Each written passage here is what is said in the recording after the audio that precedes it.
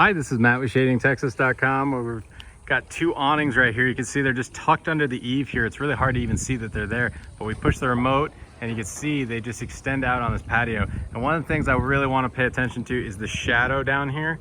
And you can just see how it's just going to grow, and it's going to make it a lot more comfortable for us to be able to sit out on this patio, because we're going to keep some of that western sun off.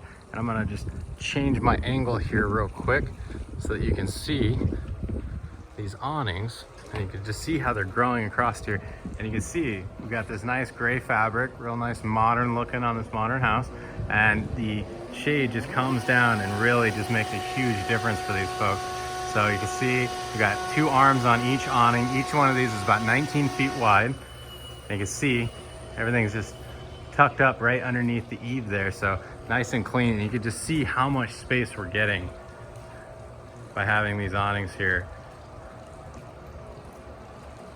I mean, it just completely triples the patio space that they had before. I mean, we're almost out to the pool here, and you can see just nice, clean, easy shade.